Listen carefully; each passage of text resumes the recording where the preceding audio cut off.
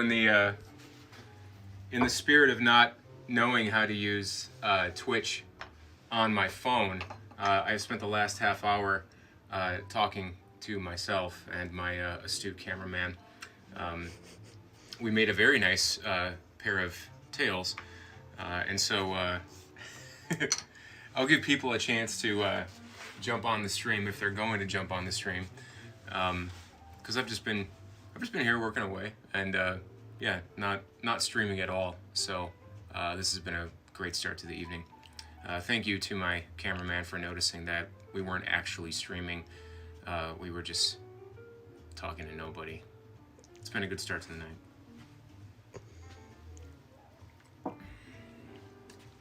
If you are in chat, say something, please, so I know that somebody is actually there. Otherwise, I'm just gonna finish my eggnog and go back upstairs.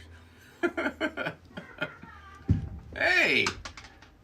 Love the new look. Hey, buddy, how's it going? Figured it was an arch issue. What's the... Okay, all right. There's actually people watching now.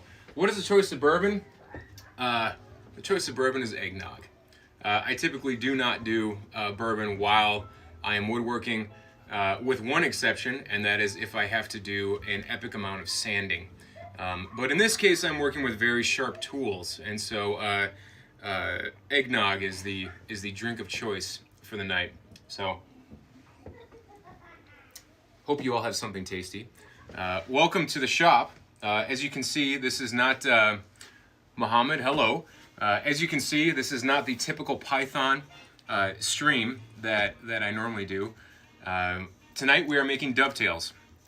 This is a special Christmas stream because normally the week before Christmas, or in this case the month before Christmas, I am in my shop doing woodworking, making gifts and things like that. Raza, how's it going, buddy? Been a long time. And so I do apologize for not doing Python streaming, a little bit of business. I will be getting back to that Q1, whether it's going to be Lua, Python, or C, I don't know, probably back to Python. But in this case, December is strictly focused on making Christmas gifts, and so I don't do any stream. I'm down here all the time. And so what we're going to do is we're going to make dovetails. Hand-cut dovetails, I might add. As I go about this process, if you have questions, just drop your questions in chat. I'll come back to it. Again, you can ask questions about Python, but I'm probably not going to know right now. So because I'm not in that mode at all. But this is about crafting and about woodworking. And so what we're going to do is we are going to make dovetails. What are dovetails? These are dovetails. This is kind of a crummy test pair that I was working on. This is probably a better example of what dovetails look like. And so the nice thing about dovetails is that it's just a way to join two pieces of wood. So you can, and you join them at a perpendicular angle. So when you join two pieces of wood, you can definitely, just like drive nails or screws in or things like that. Glue is not going to help you because glue on wood on end grain, it just doesn't work. So in this case, you can join it, like I said, with nails or screws. You can join it with what's called a rabbet. You can join it with dowels. But in this case, we're using dovetails. And dovetails are pretty much the gold standard of woodworking joinery, so to speak. If a woodworker wants to be flashy and show off his skill, or in my case, lack of skill, then dovetails is what we're going to be doing. The nice thing about it is that dovetails are divided up into two pieces. You have what are called the tails, which are these wedge-shaped pieces, and then you have the pins. And what happens is that when you put these pieces together, you get a mechanical advantage, which is that the wedge of the tail causes the piece to not be able to come apart. Add a little bit of glue into a dovetail joint and it will last for a long, long time. And so the tricky part is, of course, laying this out, cutting them, and that can be difficult. So that's what we're working on tonight. I didn't stream. I talked to my camera for a half hour and made these lovely tails, but I'm going to do something terrifying. I'm going to come right over here to my table saw, and I'm going to chop them off.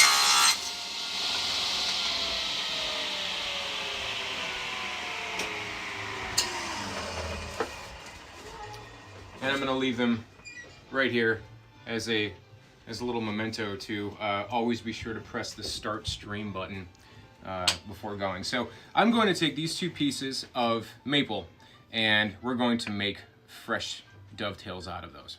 Okay, so the tricky part is, and don't think that your pieces of wood have to be identical in width. You can have a really wide piece of wood and a really thinner piece of wood and just join them together with extra wood sticking out here. The nice thing about dovetails is that you can lay them out pretty much any way you want, and with a little bit of skill and a little bit of practice, you can get a really good looking joint. So you do not need many tools, but you do need a couple of tools, and I'll talk through what those tools are and things like that. So it's been said that every woodworker has a certain amount of horrible dovetails in their hands, and your job as a new woodworker or a novice woodworker or even an intermediate woodworker is to work out those crummy dovetails. And you'll probably see me make crummy dovetails tonight because I am most certainly not an expert in making them, but I do enjoy making them and it's fun to practice. So let's lay out our pins. I'm going to move stuff aside. If you have questions, I will talk through all the tools on my bench as I go. But for right now, we're going to lay out, I said we're going to lay out the pins. We're going to lay out the tails. So my method, I have adopted my method from a master woodworker called, his name is Christian Bexford. He writes for Fine Woodworking. If you go to finewoodworking.com, that is truthfully where I've been a Fine Woodworking subscriber for years and years, and that is truthfully where I have learned pretty much everything I know. I've never taken a class or anything like that. It's just something that I do for fun and as a hobby. But Fine Woodworking is a great place to go. Christian Bexford writes for Fine Woodworking and has been doing it for 40 years, professional. And so he's the guy that I took this method from. So let's lay it out. In order to lay out your tails, most people, and by the way, these particular dovetails are called through dovetails, meaning that you can see the tails and the pins on both sides. There are dovetails that are called half blinds, where the tails only go about halfway in, and that is used for drawer fronts. And so if you want to see if the dresser that you have is like a quality piece of furniture, pull open one of the drawers, and if this is the drawer face, look at the side, and if you have half blind dovetails in there, somebody did some good quality work on your dresser. So most modern dressers don't have that, but most people, when they lay out dovetails, they want something along these lines. They want something that's simple. They want evenly spaced tails, and they want about the same width. And so that's exactly what we're going to do. So I'm going to take my tail piece right here, and the way to properly lay out dovetails is you can take a ruler, and in order to measure this out, the math can be a bit daunting, right? I mean, you can hold this up and figure out, try and calculate, these spaces and things like that, and it's really frustrating.